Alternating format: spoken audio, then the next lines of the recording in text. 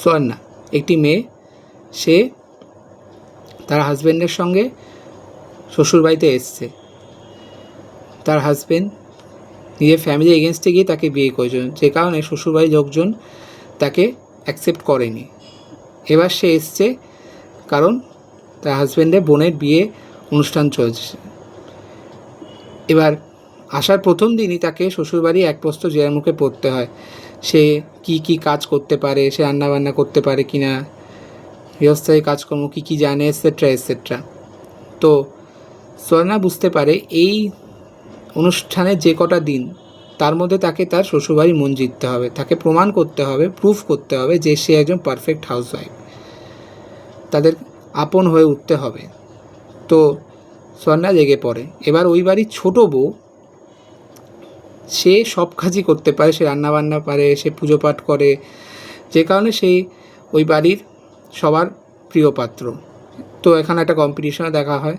এবার সুবর্ণা তো বলতে গেলে কিছুই জানে না, সে না তুলসী তলায় যে সকালবেলা ধূপ দিতে হয়, পুজো পাঠ করতে হয়, মন্ত্রোচ্চারণ করতে হয়, মালা গাঁথতে হয়, এবং তাকে নানান রকম রেসিপি, যারা মানে প্রথম দিনই জানে যে এই রেসিপিগুলো সে করতে পারে কি না, এগুলো সে জানে কি না।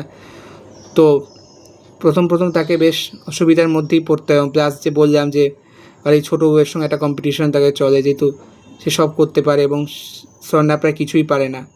এবার সে কেন পারে না, কেন সে এগুলো জানে না, তার পিছনে কিন্তু একটা ডার্ক পাস্ট আছে, সেটা অনেক পরে জানা যায়। এবার এইরকম পরিস্থিতি সুবর্ণা হেল্প নেয় তার এক বান্ধবীর। সে তাকে হেল্প করে যে সে তার মানে এই রান্নাবান্না বা এই সমস্ত কাজকর্ম সে তাকে হেল্প করে, যাতে সে তার পরিবারে মন জিততে পারে। সে তাকে যখন সবাই ভোরবেলা ঘুমোচ্ছে, তখন তার সেই বান্ধবী চুপি চুপি এসে তাকে খাবার দাবার দিয়ে যায়, যেসব রেসিপিগুলো তারা শ্বশুরবাড়ির লোক খুব পছন্দ করে।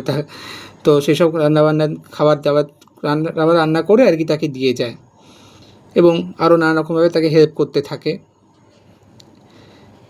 এবার যখন আস্তে আস্তে সুবর্ণা তার ফ্যামিলির মন জিততে শুরু করেছে, সবার কাছে আপন হয়ে উঠতে পারছে আস্তে আস্তে, হ্যাঁ, ঠিক তখনই তার সেই অতীতে, তার সেই পাস্ট, যেটা সে ঝেড়ে ফেলে নতুন করে বাঁচতে চায়, নতুন করে লাইফ শুরু করতে যায়, সেইটা কালো ছায়া আবার সামনে এসে প্রকট হয় তার সামনে। এবং শুধু সে নয়, তার ফ্যামিলিও প্রাণ সংশয়ের আশঙ্কা দেখা দেয়। এবার কি তারই পাস্ট? আসলে সে অনাথ আশ্রমে বড় হয়েছে, এবং অনাথ আশ্রমে যে ওয়ার্ডেন থাকে, সেই ওয়ার্ডেন তাকে সবসময় খুব বিরক্ত করতো, মলেস্ট করার চেষ্টা করতো। তো এক রাতে সেই ওয়ার্ডেন যখন তাকে মলেস্ট করতে আসে, তার সঙ্গে খারাপ আচরণ করতে শুরু করে তার ঘরে ঢুকে, তখনই সে সুবর্ণা তাকে মেরে ফেলে।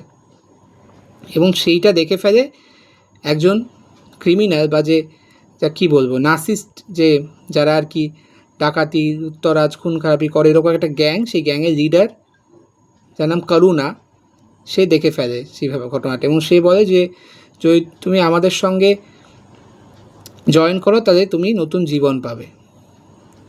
তো সুবর্ণার কাছে তখন আর কোনো চয়েস ছিল না, কোনো উপায় ছিল না, তাই সে সেই দলের সঙ্গে যোগ দেয়, এবং সেও আস্তে আস্তে ক্রিমিনাল হয়ে ওঠে, যে নানা রকম ডাকাতি করা, খুন খারাপি করা, লুটতরাজ করা, অনেক রকম কাজকর্ম তারা করতে থাকে।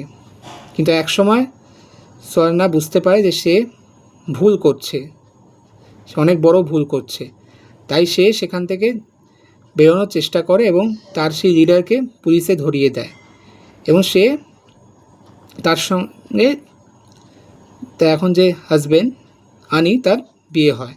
এই আনি কিন্তু একজন ডক্টর, এবং তার ফ্যামিলি খুবই ট্র্যাডিশনাল।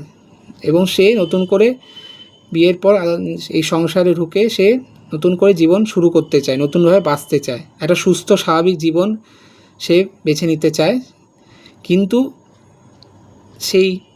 তার সেই অতীতের কালো ছায়া, সেই যে লিডার তাকে ধরিয়ে দিয়েছে, সে আবার তার সামনে সে হাজির হয়, এবং তাকে বারবার থ্রেট করতে থাকে সে বারবার তাকে রিকোয়েস্ট করে যে যে সে এখন অন্যরকম হয়ে গেছে, সে এখন তার কাছে এখন তার ফ্যামিলি প্রায়োরিটি, সে এখন সুস্থ স্বাভাবিক জীবন বাঁচতে চায়। কিন্তু সেই লিডার করুণা তাকে ছাড়ে না। এবার কি হয়, সেসব দিকে সন্নাকে আবারও তার পুরনো সে অন্ধকার জীবনে ফিরে যেতে হবে, নাকি সে তার ফ্যামিলিকে বাঁচানোর জন্য ভায়োলেন্ট হয়ে উঠবে? শেষ অবধি সে কি তার ফ্যামিলিকে বাঁচাতেও পারবে, নিজেও কি বাঁচতে পারবে, কি হবে শেষ অবধি? এইটা যদি আপনি এর বেশি জানতে চান তাহলে জিও হটস্টারে গিয়ে এই ছবিটা দেখে আসুন, Maa Inti Bangaram, directed by V Nandini Reddy and written and produced by রাজনীতি মরু। রাজনীতি মরু অর্থাৎ স্ত্রী দ্য ফ্যামিলি ম্যানের রাইটার রাজ অ্যান্ড ডিকের রাজ, ইয়েস। এবং এই ছবিতে অভিনয় করেছেন সামান্থা রুথপ্রভু এবং গুলশন দেবাইয়া। এবং যদি আপনারা একটা ভালো ফ্যামিলি ড্রামার সাথে একটা অ্যাকশন মুভি পছন্দ করেন, যারা সাউথ ইন্ডিয়ান মুভিজ দেখেন, এবং সাউথ ইন্ডিয়ান মুভিতে আপনারা দেখেইছেন সেখানে কীভাবে ফ্যামিলি ড্রামা দেখানো হয় বা ট্র্যাডিশনাল একটা অ্যাপ্রোচ সবসময় থাকে, সেটা কমার্শিয়াল ছবি হোক বা একটু ডিফারেন্ট ছবিও হোক, সেখানে কিন্তু সবসময় একটা কমার্শিয়াল অ্যাপ্রোচের মধ্যেও একটা ফ্যামিলি ড্রামা কিন্তু সবসময় থাকে। তো এই ছবিটা কিন্তু তার ব্যতিক্রম নয়, এবং এই ছবিটাতে কোথাওই কিন্তু খুব বেশি ক্রিঞ্জ বা খুব বেশি কী বলবো যে ভালগার ওয়েতে কিন্তু দেখানো হয়নি, বা খুব কী বলবো যে সেখানে কিন্তু ট্র্যাডিশনাল যে ফ্যামিলিটাকে দেখানো হয় তার শ্বশুরবাড়িকে, সেখানে দেখে কিন্তু আপনাদের ভালো লাগবে।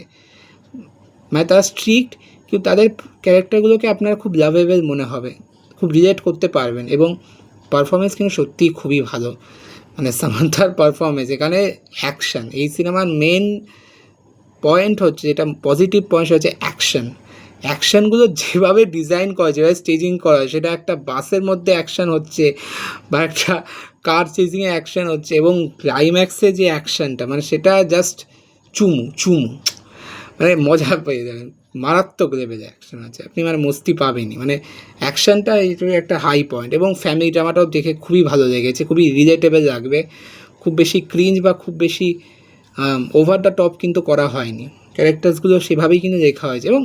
এবং অবভিয়াসলি যারা রাজ অ্যান্ড ডিকের কাজ দেখে থাকেন, স্ত্রী দেখে থাকেন, ফ্যামিলি দেখে, একটা কমেডি কিন্তু থাকে, সিচুয়েশনাল কমেডি বা ডার্ক কমেডি, সেটাও কিন্তু এখানে আছে। এখানে সামান্থার যে ক্যারেক্টার সোয়ান্না, তার যে বান্ধবী, যার সে হেল্প নেয় আর কি, যে তাকে আর কি খাবার দাবার রান্না করে ভোরবেলা এসে দিয়ে যায়, হ্যাঁ, সে তার শ্বশুরবাড়ি মন জেতার চেষ্টা করে, তাকে নানাভাবে হেল্প করতে থাকে। চার ক্যারেক্টারটা কিন্তু খুব মজার। এবং একটা সিন আছে যেখানে আর কি সোয়ান্না অ্যাক্সিডেন্টে একজনকে মেরে ফেলে, একজন গুন্ডাকে, এবং তার বডিটা লুকোতে হবে। এবার সেখানে তার বান্ধবী যে রিয়াকশন করে, আমাদের ভয় পেয়ে সেন্সলেস হয়ে যায় সব, এবং অদ্ভুত জিনিস করতে থাকে আর কি সে।